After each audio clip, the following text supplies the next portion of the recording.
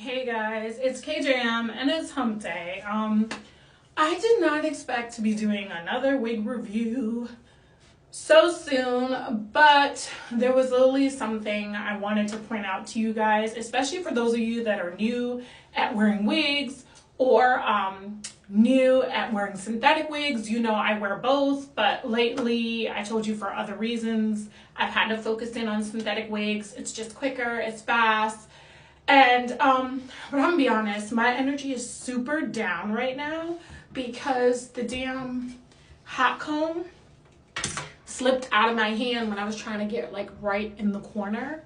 And so I'm gonna have a little burn mark tomorrow. And I'm not excited about it because the first couple times I was using the hot comb and this wig really didn't need it to kind of flatten it down, but I always like to do that anyway to give it a more natural look. I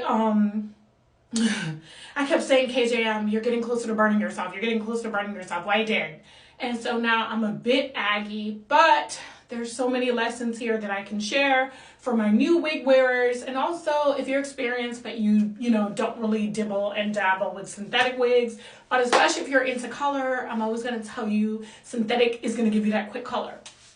So today's lesson is how you can have the same vendor, but different quality of hair. And this goes for both synthetic and human. So one of the big mistakes I made pre-COVID era where I wore bundles is I always kept ordering my bundles from maybe the same two vendors. And for a while it was just like one vendor. And yeah, that sounds like a good idea, but once you get into hair, you're going to realize that different vendors do different things differently. So first of all, if you like a deep wave, your favorite vendor may really make a great straight wig. If you like color, your favorite vendor may not be that modern with the types of color wigs they have out, or they may not have good quality. So I wasted so much money pre-COVID era just always ordering from one vendor, one or two vendors that were actually super expensive after COVID hit. And I realized that because I had enough time to go on websites and research and stuff like that.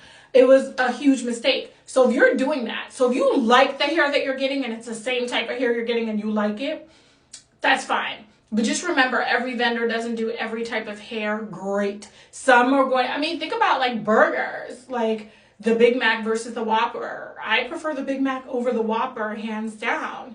And so, but they're both huge burgers, and it just really depends on what you like. So that's just a reminder that if you've always been ordering from the same vendor and you want to try something different, go ahead. Now, here's the thing about wig reviews. You can't keep doing the same vendors. There isn't a single girly out there who is doing the same vendors. People are not going to want to hear about the same vendors over and over again. So whether you're doing synthetic or human wig reviews, you're always, for the wig game, you're going to have to go to new vendors. And also, you're going to have to go to vendors that people wouldn't dare try. And you went out there and tried, or there weren't reviews. And you went out there and did a review. I got some of my YouTube followers. Speaking of, let me get into, let's put the hot comb burn. Right now you can't see it, but I know tomorrow morning I'll wake up and I'll see it and I'll just Anyway, back to why I'm trying to do this review on this lovely Wednesday. So you guys remember last Friday, I did a quick overview of all the wigs I had worn last week.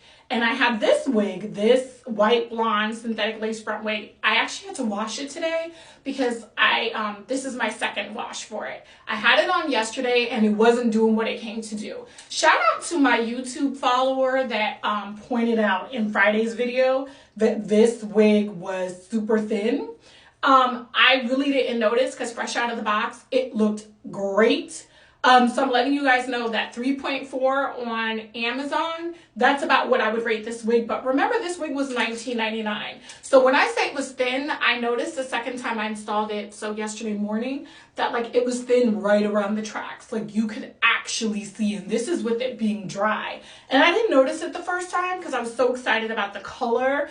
For the price, if you want to be a platinum baddie on a budget, $19.99, I would still purchase from this vendor that very same wig, but just keep in mind you're not going to get longevity out of it because it's so super thin. And it's actually the first time I've seen a wig so super thin in the tracks area. I've seen them thin like, you know, outside of the frontal, like the actual hair, but to see it so thin on the frontal was a little disturbing. And like, it was a T-part, the parting space was okay, wasn't bad for a T-part, but in general, I'm giving this wig like a 3.5. I may do a follow-up video when the wig dries so I can show you guys exactly how you can see the tracks. But guys, this is for $19.99.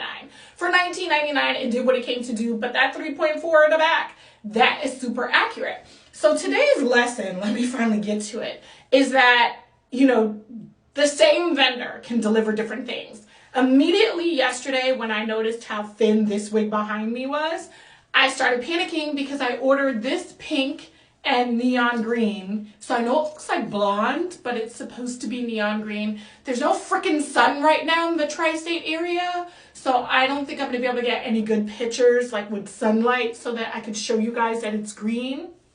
So like I ordered it and I was trying to look back up on Amazon when I paid for it, but I believe this wig was like 30 bucks. I know there's no way I would have popped 40 bucks for like a vendor.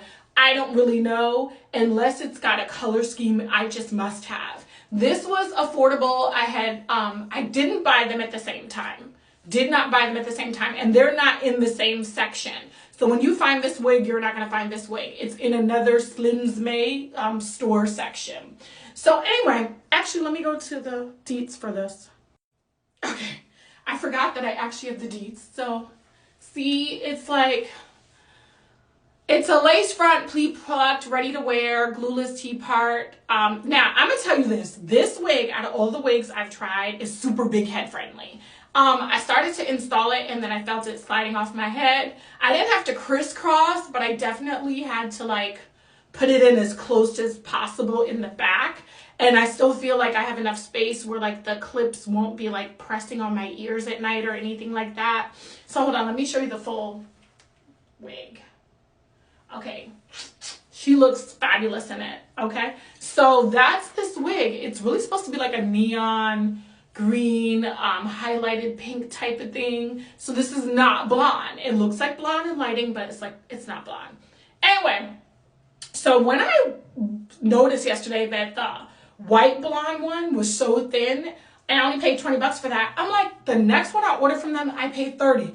That extra $10, it better do what it came to do. So this morning I made the decision to get up super early and install this one, even though I was just gonna like rewear one of my gray wigs or one of the other like brown bomb wigs I had, you know, laying down.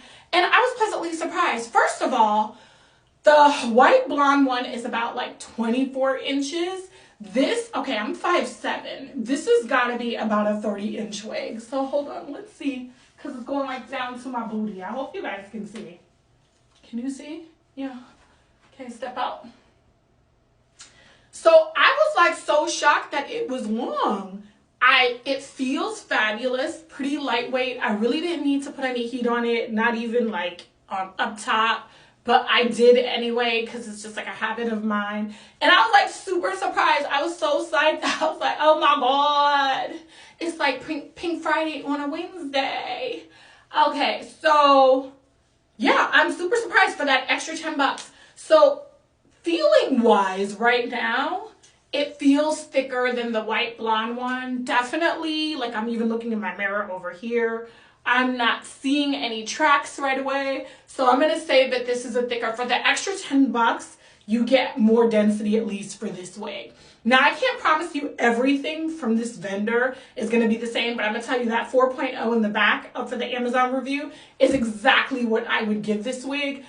Maybe if it's sunny, I can figure out if it's really working for me or working against me, but it's dark and gloomy in the tri-state area. So I wanted to do this review with this wig on my head because I was shocked how long it was.